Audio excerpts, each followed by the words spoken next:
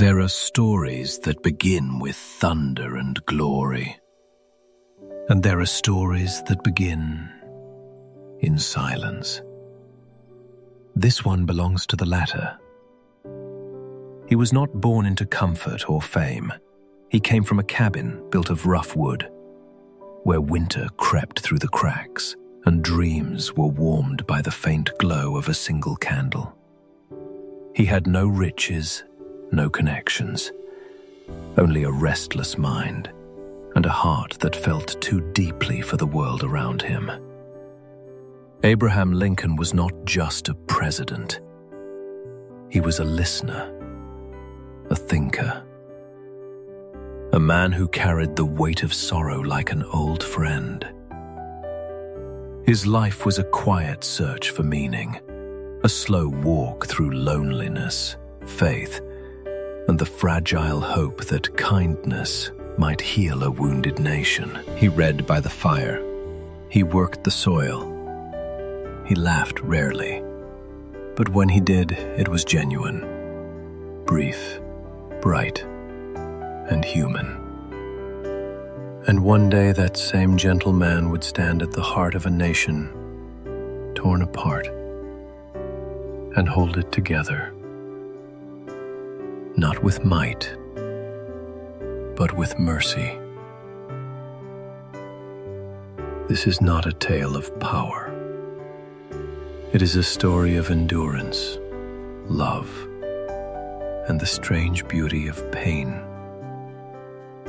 So take a breath. Let the world slow down. And if stories like this touch your heart, subscribe. Stay with us. And together we'll walk through history. One quiet soul at a time. Chapter 1. The Boy from the Cabin. Once upon a winter morning in 1809, a cry echoed through a small wooden cabin in the wilderness of Kentucky. The wind howled outside, shaking the thin walls, while inside, a young mother held her newborn close to her chest. She whispered his name, Abraham. He was born into poverty, into the raw soil and silence of the American frontier. The cabin was no larger than a single room. Smoke from the fire curled upward, stinging their eyes. His father, Thomas Lincoln, was a carpenter, a man of rough hands and simple faith. His mother, Nancy, was gentle, thoughtful, and soft-spoken. Together, they built a life out of little more than faith and labor. The days were long, the winters unforgiving. Yet something in that small home glowed, not from the fire, but from the boy himself. He watched everything, the way his father cut wood, the way his mother sang to the night. He seemed to carry an invisible notebook in his mind, storing the lessons that would one day shape his heart. There were few books in their world, maybe a Bible, a few worn pages of stories passed from hand to hand. Still, Abraham's hunger for words grew like a flame. He read by the dim light of a candle, his face half-shadowed, his eyes wide and alive. The light trembled across the cabin walls as if the words themselves breathed. When he was 9, his mother died. The silence after her passing was unbearable. He remembered her hand, warm, delicate, now gone. Her last words lingered in his memory. Be kind, Abe. Be good. From that day, he carried her voice like a quiet echo inside him. His father remarried. Sarah Bush Johnston became his stepmother, and she brought kindness back into their broken home. She saw the loneliness in the boy's eyes and tended to it with care. "He's different," she would tell others. "There's something deep in him, something gentle." Abraham worked from dawn to dusk, splitting rails, ploughing fields, hauling water. His body grew strong, but his mind wandered far beyond the fences of their farm. He would pause in the fields, leaning on his axe, staring at the horizon. The sky, vast and endless, whispered to him. It told him there was more to life than hardship. He began borrowing books from neighbors miles away, walking for hours just to read. He devoured anything he could find. Fables, laws, speeches, even old newspapers. Words became his companions. They opened the world. They gave shape to the thoughts he had never been able to say aloud. At night, he lay under the stars. He thought about why people suffered, why they fought, why some were free and others not. In the rustle of the leaves, he found both comfort and questions that had no answers. He was shy, but warm. Awkward, yet kind. When he spoke, people listened. His voice carried a softness that made even simple words feel like truth. He joked easily, but beneath the humor, there was always a trace of sadness. A quiet knowledge that life was fragile. Neighbors noticed his curiosity. Some admired it, others mocked it. "That boy will never stay on the farm," they said. They were right. Lincoln belonged not to the soil, but to the thoughts that grew from it. Sometimes, when the fire dimmed and the world outside turned to black, he would stare into the last flicker of flame. He didn't know why, but something deep inside told him that his story would matter, that beyond the woods and the cold and the loneliness, there was a purpose waiting for him. And so, the boy from the cabin kept reading, kept thinking, kept dreaming. Each word, each page, each silent night by the fire built the foundation of the man he would become. But one day, his quiet strength would light a nation.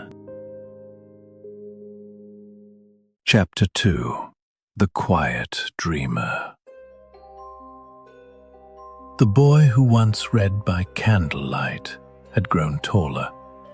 His hands were calloused from work, his face already lined with the patience of a man twice his age. But behind those calm grey eyes lived a dreamer, quiet, steady, and endlessly curious. When Abraham reached his late teens, the world around him began to feel too small. The forest, the fences, the endless chores, all of it seemed to whisper that life had more to offer. He longed to see beyond the horizon, to touch something greater than the narrow path laid before him. He worked wherever he could. He split rails, built fences, ferried goods along the river. Each job taught him something new, not just about work, but about people. He watched, listened, and remembered. He saw cruelty and kindness. He saw how the strong sometimes forgot mercy. He saw how laughter could hide sadness. And through it all, he began to understand what it meant to be human. When he was alone, he wrote small notes to himself, bits of thought, half-formed dreams, ideas about fairness and truth. He didn't know it yet, but his words were the roots of something far larger, something that would one day move hearts. He found comfort in books. They were his secret companions.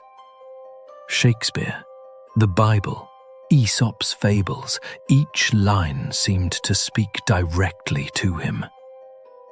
In those pages, he found a mirror to his own heart. The struggle between duty and compassion, between strength and sorrow. At times, he would walk miles through rain and mud just to borrow a single book. Then he'd return home, sit by the fire, and read until his eyes ached. Words gave him freedom long before politics ever did.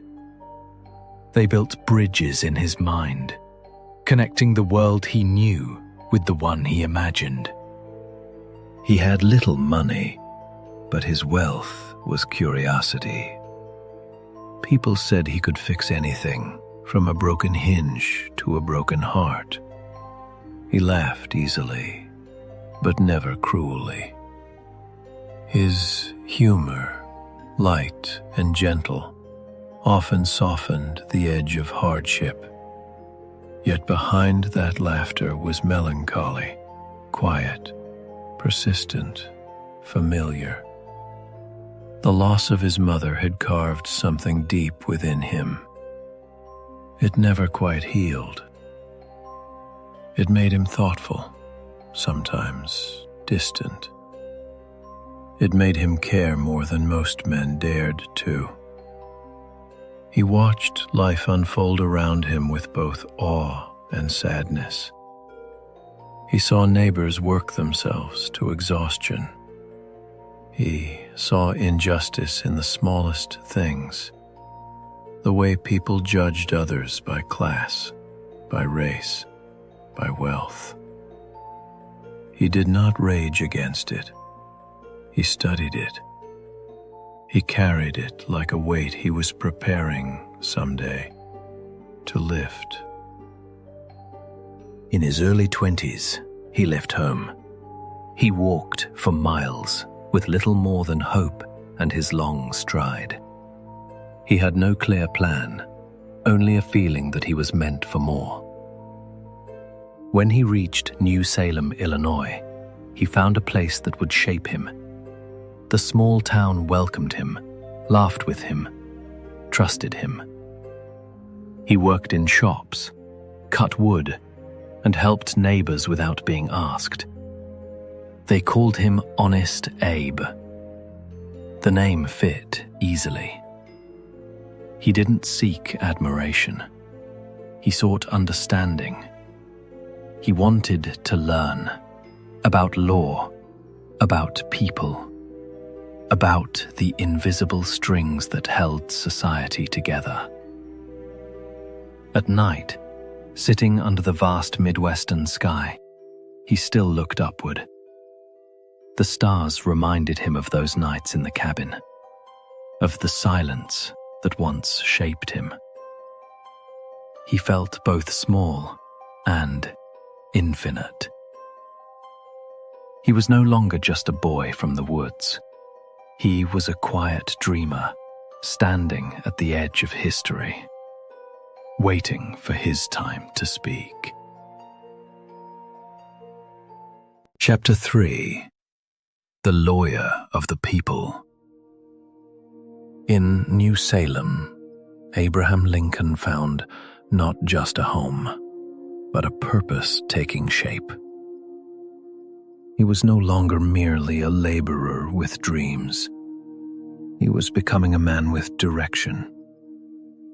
The townsfolk respected him for his honesty, his humility, and his quiet strength. They saw in him a rare blend of wit and wisdom. But Lincoln saw himself as a student of life, of words, and of justice. Books continued to be his truest companions. One day, a friend lent him a copy of William Blackstone's Commentaries on the Laws of England. Lincoln read it slowly, hungrily. Page after page, he discovered not just the structure of law, but the soul of it, the idea that fairness could be reasoned, written, and defended. Something stirred in him. Law was more than rules. It was a way to serve humanity. He decided to study. By day, he worked, clerking in stores, helping with farm work, serving as postmaster. By night, he read by the dim glow of a candle. The cabin that once held his childhood dreams now echoed with the turning of legal pages. He studied logic, rhetoric, and the laws of the land. His education was self-forged, powered by perseverance rather than privilege. When he finally earned his license to practice law, he didn't walk into a grand courtroom. He began in small towns, dusty roads, and makeshift courtrooms where justice often depended on who spoke the loudest. Lincoln learned to speak softly, but clearly. He built arguments not from emotion, but from reason, simple, direct, and human. His cases were humble: debts, land disputes, petty thefts. But his approach was anything but ordinary. He listened to every story with care, as though the fate of the nation depended on it. He believed every person deserved dignity, even those who stood accused. Sometimes he would refuse a case if he thought the client was in the wrong. "My conscience is my client, too," he once said. He became known as the lawyer of the people. His clients were farmers, shopkeepers, widows, ordinary folks who had little more than their word. Lincoln's gift wasn't just his mind, it was his empathy. He could stand before a jury and make them feel the truth, not just hear it. His humor softened hearts. His honesty sealed trust. Traveling the legal circuit across Illinois, Lincoln spent weeks at a time on horseback, riding through forests and prairies, sleeping in taverns and barns. He read while waiting for the judge to arrive, joked with farmers by the fire, and wrote letters home that mixed wit with wistfulness. Those long, solitary rides gave him time to think about the human condition, about the nation, about his place in it all. He often spoke of fairness, but deep down he knew the world was anything but fair. He saw men treated unequally not for what they did, but for who they were. The question began to take root in his mind. What does justice truly mean if it excludes some and favors others? Lincoln's work in law shaped more than his career. It shaped his moral compass. He learned how to navigate conflict, how to persuade without cruelty, how to turn anger into understanding. The courtroom became his quiet theater, and every case a rehearsal for the greater trials to come. By the time his name began to circulate beyond Springfield, Abraham Lincoln was no longer the boy from the cabin, nor the dreamer by the firelight. He was a man of words and principle, a voice for those unheard, standing firm in a world still learning what it meant to be just. Chapter 4. The Awakening of Conscience. Politics came to Abraham Lincoln almost by accident, but conscience kept him there. In Springfield, he was well known, the tall lawyer with the gentle humor and honest eyes. Yet something inside him began to stir. It wasn't ambition, not really. It was concern. He had seen poverty and injustice up close. He had lived it. And as the nation grew louder with arguments about power, land, and freedom, Lincoln felt a quiet pull towards something larger than himself. His friends encouraged him to run for office. They saw promise in his words and trust in his character. Lincoln hesitated. He feared politics would corrupt his ideals. But one evening, after a long day in court, he stood at his small desk, pen in hand, and wrote a simple line in his journal. "If I can do good, I must try." In 1834, he was elected to the Illinois state legislature. He entered not as a polished politician, but as a listener. He rarely spoke at first, studying the rhythm of debate, the tone of power, the fragile dance between honesty and ambition. He found that politics, much like law, was a theater of words. Except here, the stakes were not one man's case, but an entire people's future. He believed in progress, in reason, in compromise. But one issue refused to sit quietly in the corner: slavery. Lincoln had grown up poor, yet free. He could not reconcile how a nation built on liberty could chain men and women like animals. Still, he moved carefully. He did not shout. He questioned. He observed. He searched for the language that could awaken hearts without igniting hate. As his speeches spread through Illinois, people began to notice something different in his voice. It wasn't anger. It was sorrow. A deep, aching sadness for what the nation had become. He spoke of equality, not as politics, but as morality. "If slavery is not wrong," he once said softly, "nothing is wrong."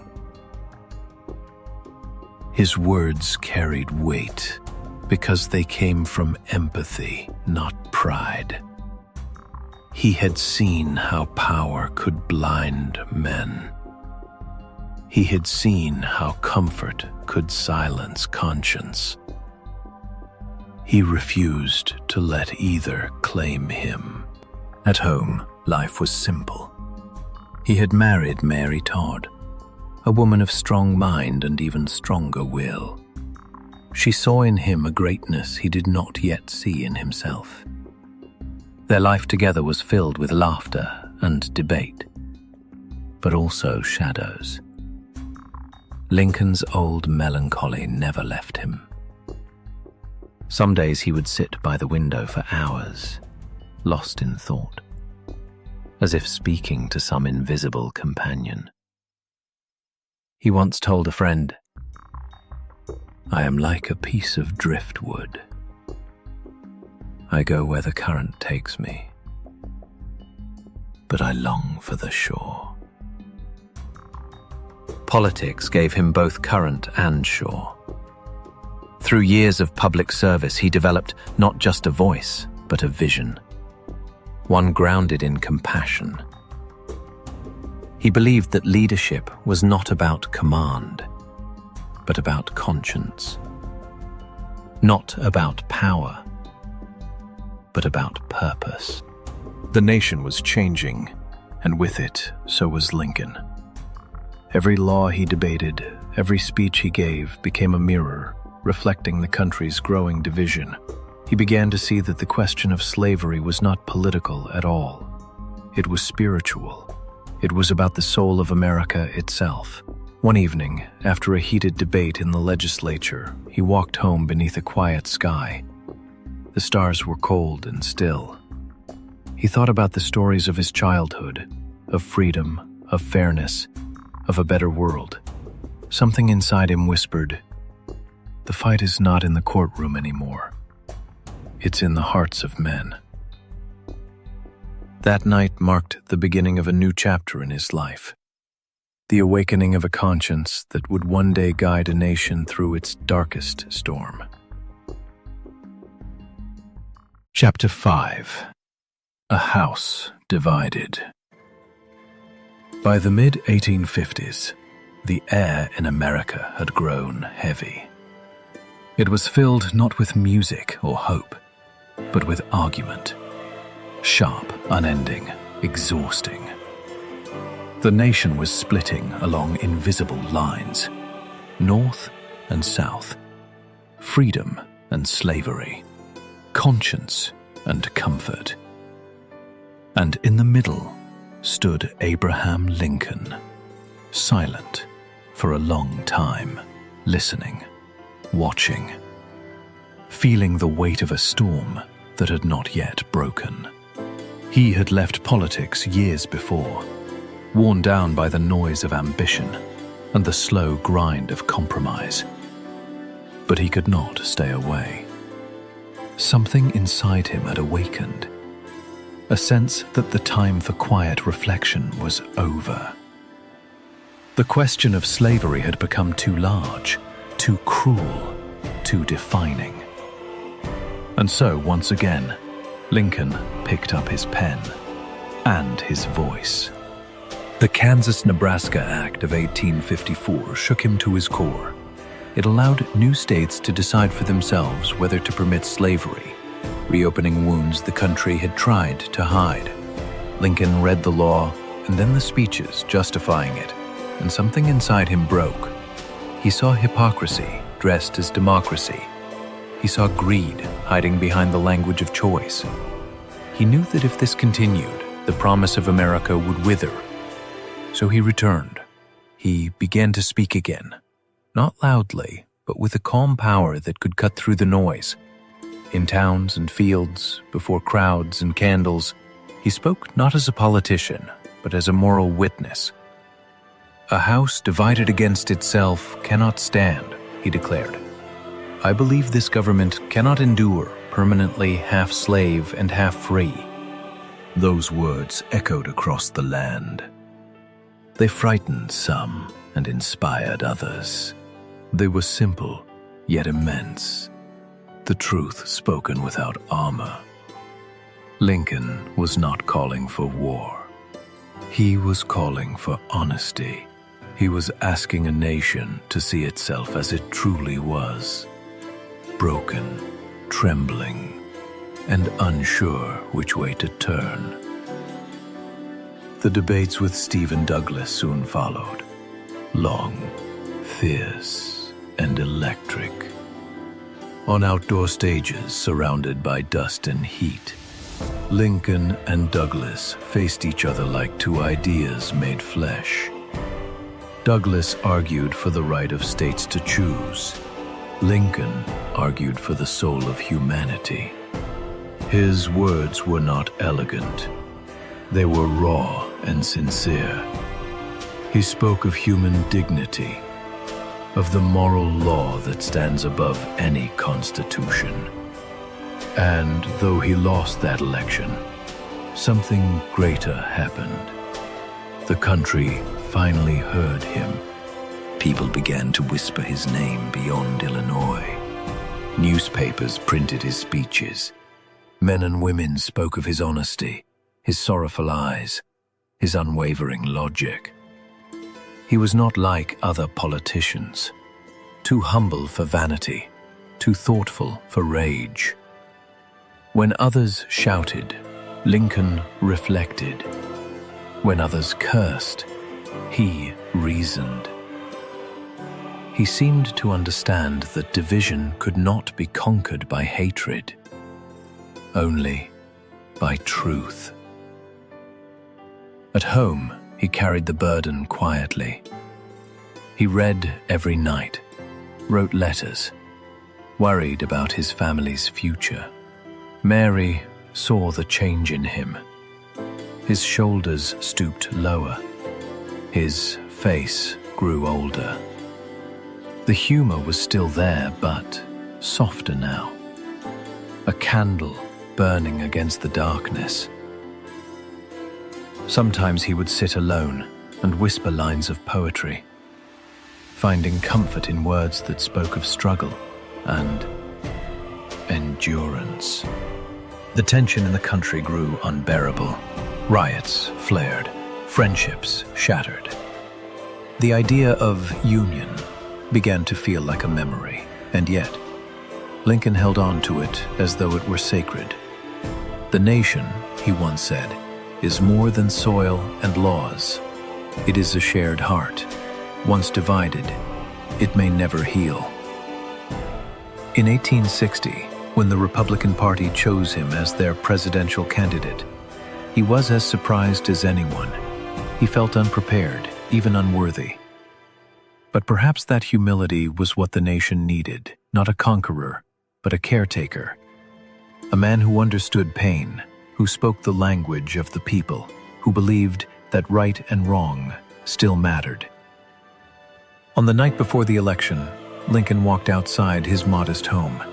The air was cool, the stars distant. He thought of his mother, of the forests of his youth, of every step that had led him here. Then he whispered softly to himself, "If it is my destiny, I must be equal to it." The storm was coming. The house was already shaking.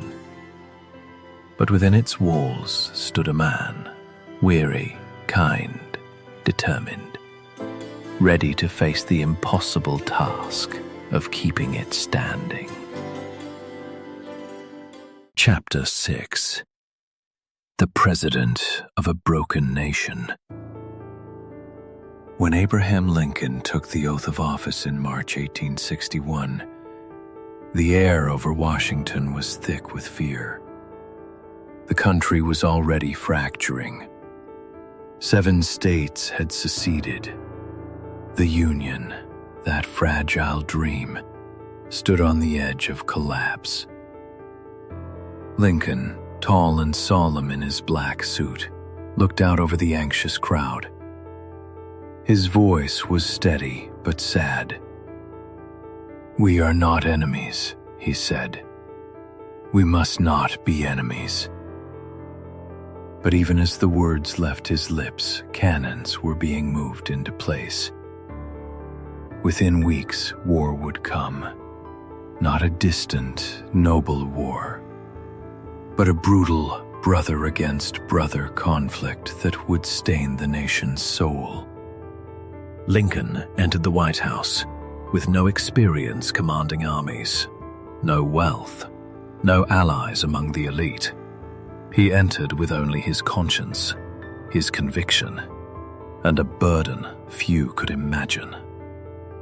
Each day he read letters from mothers pleading for sons to come home, from generals demanding men and weapons, from politicians seeking advantage amid chaos. He carried them all in silence. The press mocked him. His own cabinet doubted him. The South despised him. And yet, he did not break. "If I am wrong," he once said quietly, "time will tell. But if I am right, 10 angels swearing I was wrong would make no difference." The White House became both his sanctuary and his prison. At night, he would pace the halls alone, his long shadow following him like a ghost. Sometimes he stopped to read poetry aloud, finding comfort in words that understood sorrow. His aides would find him staring into the darkness, whispering, "How can I hold together what is already torn?" His humor became his armor. He told stories to ease the tension in the room, even when his heart was heavy. Once, during a grim cabinet meeting after news of another defeat, he shared a small, absurd tale that made his ministers laugh. Then he sighed and said, "Gentlemen, if I did not laugh, I should die." Every decision he made cost lives. Every signature on a paper could mean victory or loss, life or death. He bore it all with quiet endurance. He visited soldiers in hospitals, sat beside their beds, held their hands, and spoke softly to them. Many were too young to understand politics, but all of them understood kindness. To them, the president was not a distant figure. He was a weary father, sharing their pain. Mary, too, suffered deeply. The loss of their son, Willie, in 1862, broke both of them. Lincoln's grief became a second wall within him. He shut himself in his study for hours, emerging, pale and trembling. He began to look thinner, older, almost spectral. And yet, even in the depths of sorrow, his compassion widened. "I have seen too much of death," he wrote, "to wish it upon any man, even my enemy." Through the chaos, he clung to one goal: to preserve the Union, not for glory, not for power, but for the promise of something sacred. He believed America was an experiment in human dignity. And if it failed, it would prove that freedom itself was too fragile to survive in this world. When critics accused him of tyranny, he listened. When his generals defied him, he waited. When hope seemed gone, he searched for meaning. "I have been driven many times upon my knees," he confessed, "by the overwhelming conviction that I had nowhere else to go." The war raged on, cruel and endless. Yet within that darkness, Lincoln's resolve began to harden into destiny. He saw now that the conflict was not only about territory or secession. It was about the nation's soul. The question that haunted him from his youth, the question of equality, had returned in fire and blood. One cold evening, as reports of the latest battle lay scattered on his desk, he whispered to himself, "This pain must mean something." His eyes filled with tears, but his voice was calm. "Perhaps," he said, "this suffering is the price of becoming what we were meant to be." In that moment, the weary lawyer from Illinois became more than a president. He became a symbol, not of triumph, but of endurance. A man holding together a broken nation with nothing but faith, mercy, and the trembling strength of a human heart. Chapter 7. The Emancipation. The war dragged on, And so did Lincoln's sleepless nights. Each dawn brought fresh lists of the dead. Every letter he opened felt heavier than the last. The Union he swore to protect was bleeding, and no matter how many battles were fought, the wound would not close. He began to realize that this war, this horror, was no longer about politics or geography. It was about the meaning of freedom itself. For months, he carried a secret thought, a single dangerous idea that haunted him. What if the only way to save the Union was to free the enslaved? To most, it was unthinkable. To many in his own party, it was political suicide. But Lincoln's heart, so long tempered by patience, began to stir with resolve. He remembered the faces of those he had met, men and women who had fled bondage, who had risked everything for a breath of liberty. He thought of the founding words of the nation, "All men are created equal." If that truth was not defended now, he knew it would never live again. So, he waited. Not out of hesitation, but precision. He needed the right moment, when the nation was ready to hear what its conscience had long whispered. He consulted his cabinet, listened, absorbed, and then, quietly, began to draft a proclamation that would change history. The first words were simple, almost biblical. That on the first day of January in the year of our Lord 1863, all persons held as slaves shall be then, thenceforward, and forever free. He wrote, crossed out, rewrote. The document was not a piece of politics. It was a prayer. And when he finally laid down his pen, he sat in silence. Outside, the city trembled with rumor. Inside, the White House, one man whispered to himself, "If my name ever lives, it will be for this." The announcement came after the Union's victory at Antietam. The war was still a storm, but Lincoln saw a break in the clouds. He stood before his cabinet and read the proclamation aloud. His voice did not tremble. When he finished, the room was silent. No applause, no debate. Just the stillness of history being made. When the news reached the people, the nation shook. Some wept with joy. Others cursed his name. Slaveholders called him a tyrant. Abolitionists called him a savior. But Lincoln wanted neither. "I claim not to have controlled events," he said softly, "but confess plainly that events have controlled me." He knew that the proclamation would not end slavery overnight. It was only a beginning, a moral line drawn in blood and ink. But from that day forward, the war had a new purpose. It was no longer only about preserving the Union. It was about redeeming it.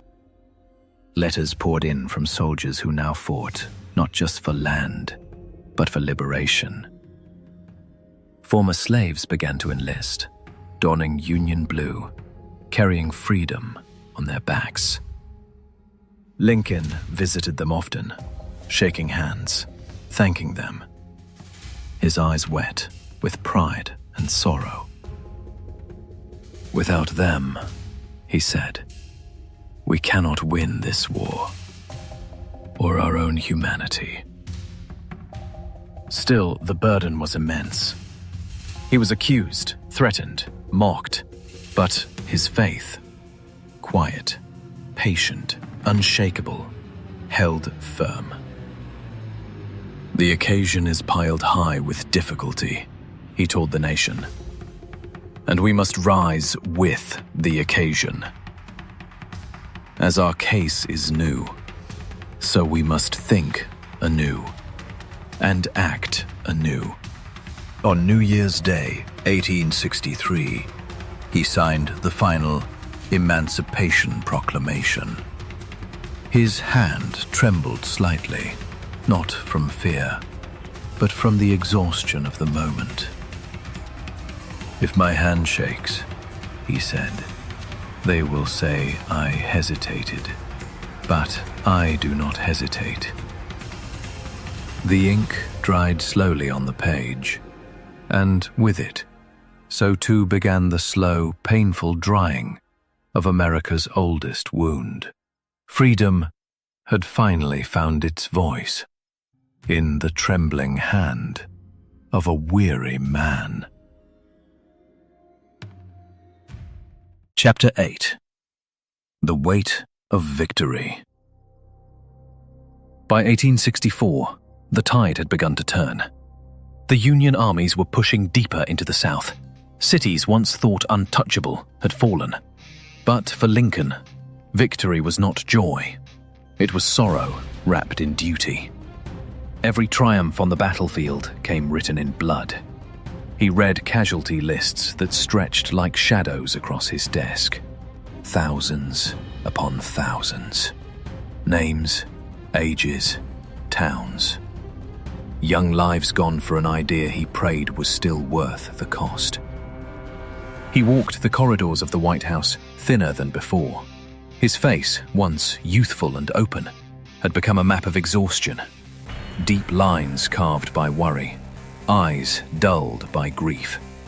Some said he looked 20 years older. Yet, within that frail body, a quiet strength remained, a patience that refused to die. "I claim not to have controlled events," he told a friend, "but that events have controlled me." The Union victories at Gettysburg and Vicksburg had given the North hope, but Lincoln knew better than to celebrate. He visited hospitals where rows of wounded soldiers lay silent under white sheets. He knelt beside them, held their hands, and listened. One dying boy whispered, "Mr. President, we did our best." Lincoln could only nod. When he left the ward, witnesses said his shoulders shook as he walked away. At home, Mary tried to lift his spirits, but he was distant, trapped inside thoughts too heavy to share. He found small comfort in music, in poetry, in moments of quiet reflection. Sometimes, in the still of night, he would stand by the window, staring at the faint glow of the city, and whisper, "Will this suffering ever be enough?" His re-election in 1864 was not a victory of politics, but of endurance. The people, tired of war, trusted the man who bore its sorrow with grace. In his second inaugural address, Lincoln's words carried no triumph, no pride, only mercy. "With malice toward none, with charity for all," he said. "Let us strive on to finish the work we are in, to bind up the nation's wounds." Those words fell softly, but they were heavy with meaning. Lincoln was no longer fighting a war of armies. He was fighting a war of hearts. He knew that when the guns stopped, the bitterness would remain. The Union could be restored by force, but peace would require forgiveness. As victory drew near, he began to think of what must come after. How would a divided people live again as one? How could men who had hated each other learn to call themselves brothers? He planned not for punishment, but for healing. The South, he said, needs kindness, not vengeance. His advisors warned him that mercy could be seen as weakness, but Lincoln only smiled. "I have been too long in sadness," he said. "I will not add to the world's grief." The war's final months were merciless. Grant pressed hard in Virginia. Sherman burned his way through Georgia. The end was close, but it was not gentle. Lincoln followed each report with weary eyes, praying it would soon be over. When Richmond finally fell in April 1865, he walked through the captured city in silence. Freed men and women gathered around him, weeping, calling his name. One knelt before him, but Lincoln stopped him. "Don't kneel to me," he said softly. "That is not right. Kneel only to God. You must kneel to no man." That night, he wrote in his diary, "The great task is done, but the great burden remains." Victory to Lincoln was not glory, it was grace, fragile, sacred, and painfully earned. The war had ended, but the wounds it left behind were deep, and in his heart he knew that the hardest part was still to come. Chapter 9. The Final Evening. April 14th, 1865, Good Friday. Washington was alive with celebration. The war was over. The Union had been saved. Bands played in the streets, flags hung from every window, and laughter, long absent, returned to the air. But inside the White House, Abraham Lincoln moved slowly, as though the joy belonged to someone else. He smiled gently, yet his eyes remained distant. That morning, he met with his cabinet for the last time. His face, they noticed, seemed strangely at peace. The heavy sorrow that had shadowed him for years was lighter, almost lifted. "We must now begin to rebuild," he said softly. "There is much forgiveness to be done." When the meeting ended, he turned to his friend and bodyguard, Ward Layman, and said with a faint smile, "I had a dream again last night, the same one, of a ship moving rapidly toward a dark shore." That evening, he planned something rare, a night of leisure. Mary had asked him to attend the theater. "We have seen enough of war," she told him. "Let us see a play." Lincoln agreed. He needed, perhaps for the first time in years, to simply be a husband, a man at rest. Before leaving, he spent a quiet moment with his youngest son, Tad. They laughed together, sharing a small, tender joy. Witnesses later said Lincoln looked radiantly happy, as if his heart had finally found peace. He told Mary, as they stepped into the carriage, "I feel indescribably happy tonight. We must both try to be cheerful." At Ford's Theatre, the play Our American Cousin was already underway. The crowd erupted in applause when the president entered.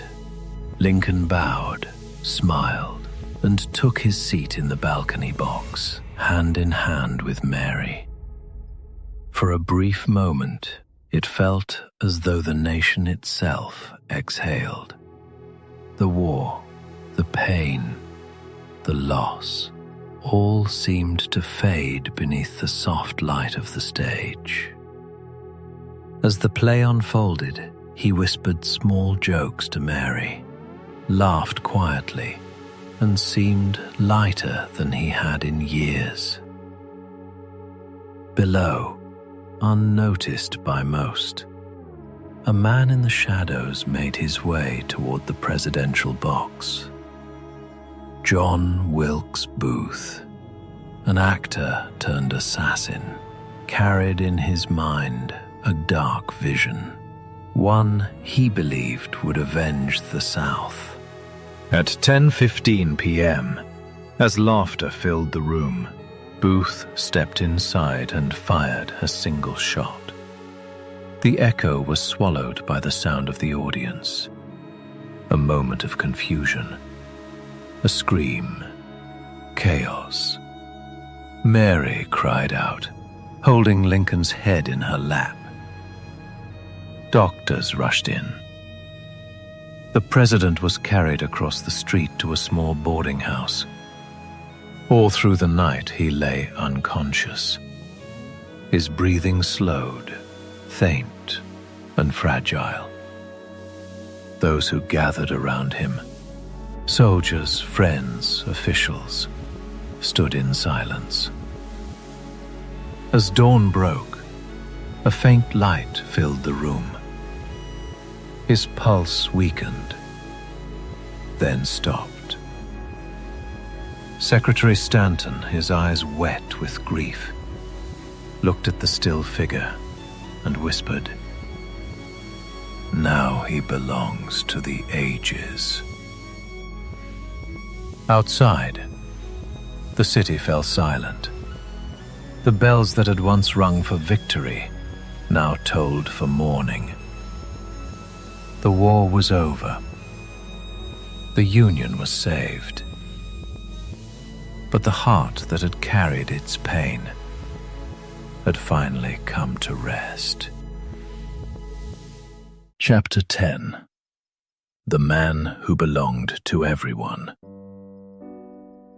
The news spread like thunder through a spring storm.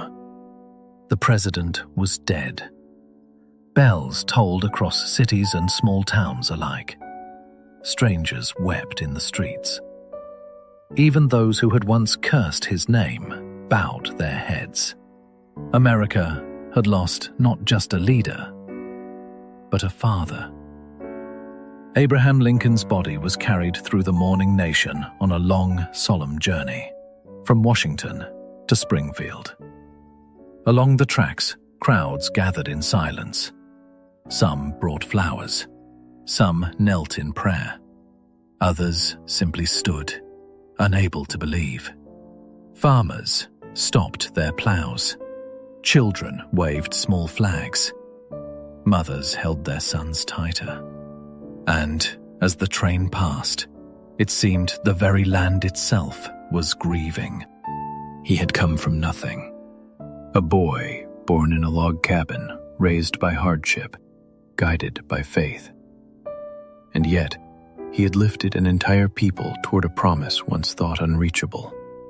He had spoken to the soul of a nation with words that still echo through time.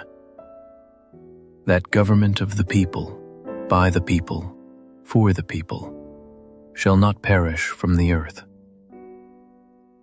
In death, Lincoln became more than a man. He became a mirror, reflecting what America could be at its best and what it must never forget. His face, lined and solemn, became a symbol of endurance. His story, one of humility, courage, and compassion, became a hymn to human dignity. Historians would later call him a visionary, a hero, a saint. But those who truly knew him remembered something simpler: a man of kindness. A man who carried sorrow not as a burden, but as proof that he cared deeply. A man who once said, "I have always found that mercy bears richer fruits than strict justice." In the decades that followed, his image would appear in marble, bronze, and on the nation's currency. But no monument could capture the quiet melancholy of his heart, or the depth of his humanity. His true memorial lived in the hearts of ordinary people, in the hope that freedom and decency could still guide the world. And so, even now, when we speak his name, it feels less like remembering and more like returning. Returning to that quiet boy in the cabin who dreamed of fairness.